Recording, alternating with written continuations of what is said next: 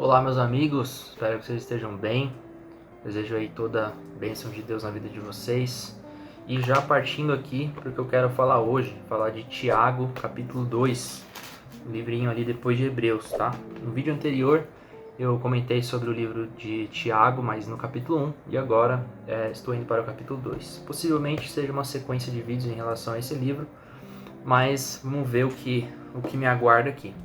Gente, isso aqui falou bastante comigo nos últimos dias, então eu estou compartilhando aqui com vocês. De forma alguma estou apontando aqui o dedo, tá? Isso aqui veio para mim, na verdade, e eu estou compartilhando as pancadas que eu levei aqui enquanto sou lapidado em minha jornada com Deus, tá? Começando aqui, tem alguns pontos que eu quero entrar, né? Acepção de pessoas, a fé justificada pelas obras, que Tiago tem um pensamento complexo ali em relação a isso, mas vou tentar quebrar aqui para a gente entender.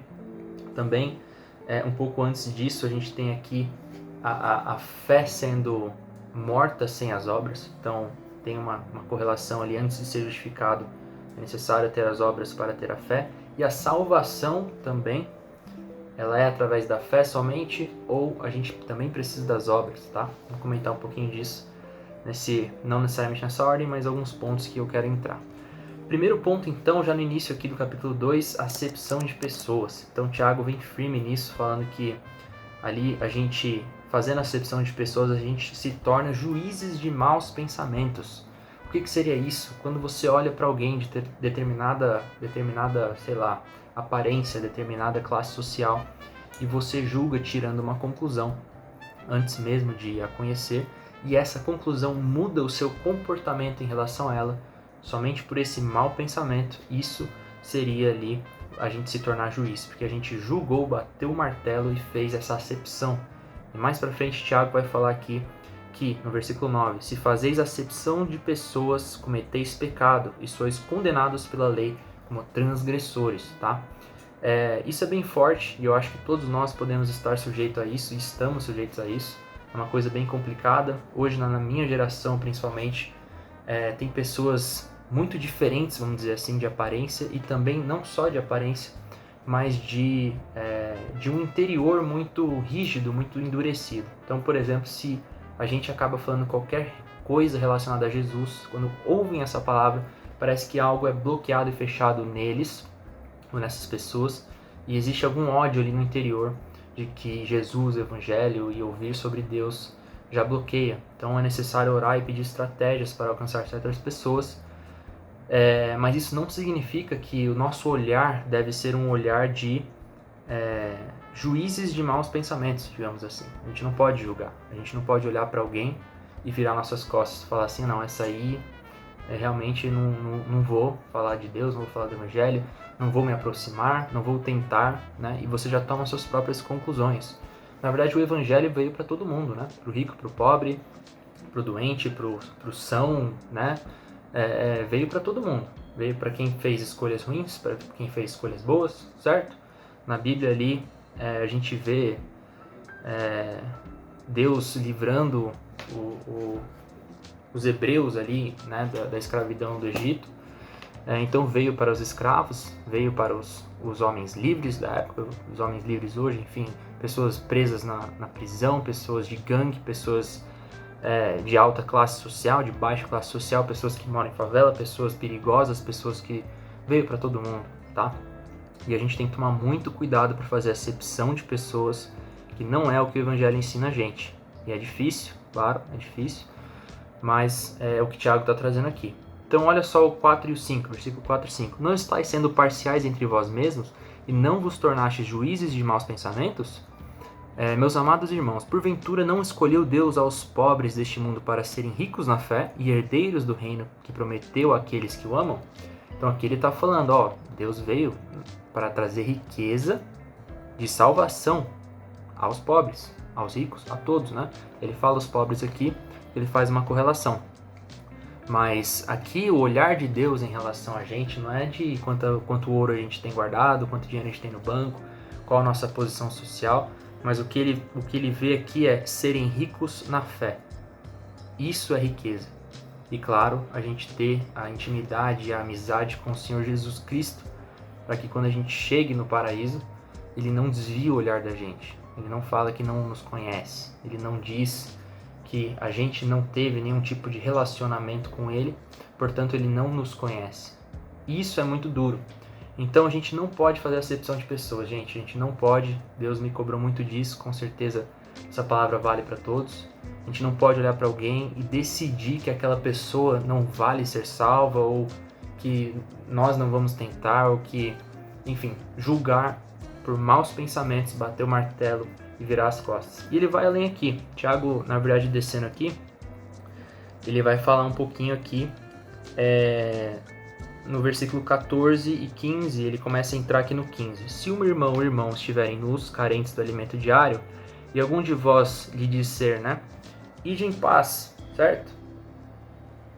E deixa essa pessoa aí. Basicamente assim, você vê alguém necessitado, você chega e fala, ide em paz, amigo, vai com Deus aí, um abraço, tô indo nessa, certo?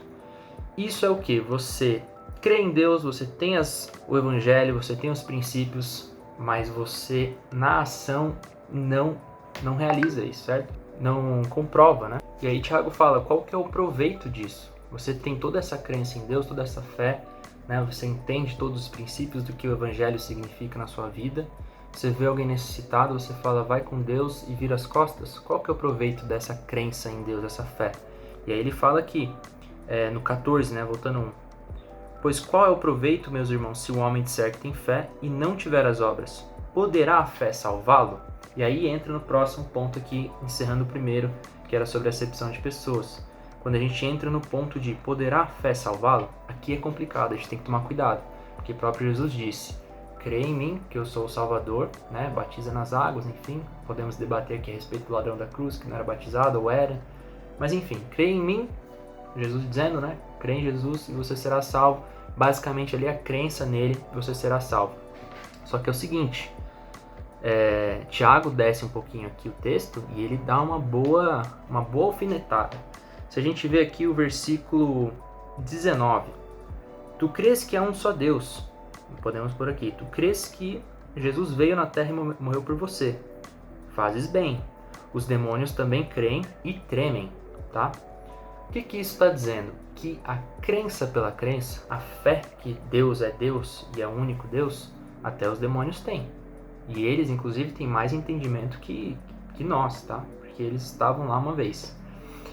Porém, né, se essa crença não transforma você, o seu ser, e essa transformação replica os ensinamentos de Jesus em ações, em obras, como diz Tiago, Tiago diz que é uma fé morta, tá? Então você crê por você, mas você não produz nada com isso, certo? Isso Tiago diz que é uma fé morta, porque essa fé não tem obras. E é muito forte isso. Só que aí surge a dúvida, né? O que seriam obras, exatamente? Porque Tiago vai dar o exemplo aqui de Abraão. E aí lascou, né? Como é que a gente vai nos comparar a Abraão para poder realizar obras, né? Então ele fala aqui no 21, mas a gente já chega no que seriam obras. Então vamos lá, 21. Porventura não foi Abraão, nosso pai, justificado pelas obras, quando ofereceu Isaque ao seu filho sobre o altar? Então realmente Abraão, ele é chamado de pai da fé, não porque ele creu que Deus é Deus e ficou sentadinho na tenda dele. Não, na verdade não, na verdade foi pelas obras que ele foi justificado no sentido de ganhar esse título, que aqui mais pra frente ele foi chamado de amigo de Deus, pelas obras, pelas ações. Então ele saiu da tenda dele, foi para um lugar longe de onde a família dele nasceu ali, né, e tudo mais. E ele creu em Deus nessa terra prometida e ele foi. E ele colocou o filho lá no altar, o único filho dele. Tem até uma simbologia legal ali, um paralelo com Jesus, que talvez um outro vídeo eu faça. Mas enfim, ele coloca ali para ser sacrificado e ele ia realmente matar, ele ia realmente sacrificar como Deus mandou, porque essa era a fé dele, né? E ele ganhou, e aí Tiago fala aqui, e a escritura cumpriu-se, a qual diz que Abraão creu em Deus e foi-lhe imputado isso imputado como justiça, e ele foi chamado de amigo de Deus. Veja então como que pelas obras o homem é justificado e não pela fé somente. Aqui é um versículo complicado, né? porque o homem é justificado e não pela fé somente, é necessário ir aí para o original, ver outras versões e tudo mais, mas tenta pegar a ideia central, que é assim, se você tem a fé, se você crê, se você entende dos princípios do que o Evangelho trouxe, e isso transformou de fato a sua vida, como você diz que é, né? Como a pessoa que Tiago está correlacionando, né? Que diz que tem fé, diz ter, realmente tudo isso deveria se mostrar, se projetar de alguma forma nas suas ações, no jeito de você ser. Então assim, você diz que tem fé, mas a pessoa necessitada você passa por cima. Mas quando fala mal de Deus, de Jesus no trabalho, você se junta à rodinha, né?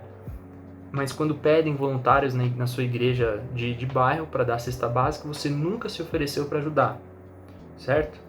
Gente, lembrem, primeiro esse capítulo aqui foi para mim, tá? Levei todas as pancadas aqui, estou compartilhando apenas.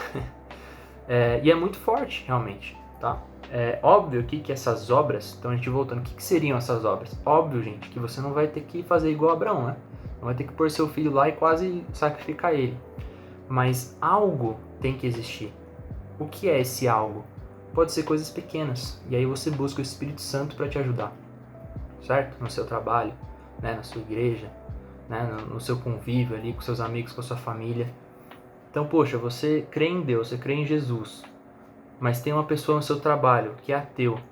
Você nunca tentou se aproximar dele? Será que você fez acepção? Essa pessoa é ateia? Não vou me meter ali? Essa pessoa é esquisita, tem um monte de tatuagem, é ateia? Já vou desviar o olhar dela? Não sei, não estou querendo julgar aqui, estou dando só exemplos. Eu digo dessas coisas porque eu já passei por isso, de ver pessoas na faculdade e falar assim, vixe, né?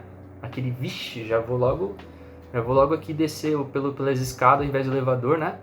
Então assim, nós somos pecadores, nós temos muitas falhas, mas o Evangelho não veio para ser executado dessa forma. E se nós somos mini-cristos, né? A gente tem que espelhar essas ações. A gente tem que, não tem outra. Então, você não precisa usar das obras, né? Ser um Abraão, pôr seu filho lá no altar para sacrificar, sair da sua tenda, sair da sua casa, ir para a África para fazer alguma coisa, não. Mas você precisa estar atento ao Espírito Santo, porque através dessas obras, a sua fé ela vai ser aperfeiçoada, como diz no versículo 22, ou seja, a fé não fica morta, como o Tiago traz aqui, mas você passa a aperfeiçoar essa fé, e essa fé passa a ter mais vida, e ela consegue se multiplicar. Tão parecido com a parábola dos talentos. O cara que ganhou um e guardou aquele umzinho lá e não multiplicou, Deus meio que amaldiçoou ele ali, certo? Tomou ainda no fim. Então, a gente precisa realmente compartilhar tudo isso. E Tiago diz mais pra frente ainda que o corpo sem espírito, ele tá morto, certo? Assim a fé sem a obra é morta. E aí é complicado. Porque a fé morta significa que a gente também morre, né? Então, assim, você tem fé e você não tem obras? Beleza, você tem fé. Possivelmente você seja salvo. Só que essa fé, se ela não for aperfeiçoada nas obras, ela pode morrer. Ou, como o Tiago disse, ela já é morta. Mas aqui tentando dar um parecer, né? Essa fé pode ir morrendo, porque ela não tem nada que justifique ali essa crença. Então você não aperfeiçoa, você não dá vida para essa fé.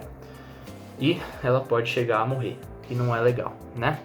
Mas enfim, esses eram os pontos que eu queria trazer do capítulo 2 de Tiago. Eu espero realmente aí que eu possa ter me feito claro aqui nos meus entendimentos, tá? E eu aconselho vocês a lerem para entender também. É um pouco complexo o Tiago, mas o cara é fera e eu gostei bastante de ler. Então um abraço a todos, Deus abençoe vocês essa semana. E fiquem atentos aí no próximo vídeo. Quem quiser acompanhar, se inscreve.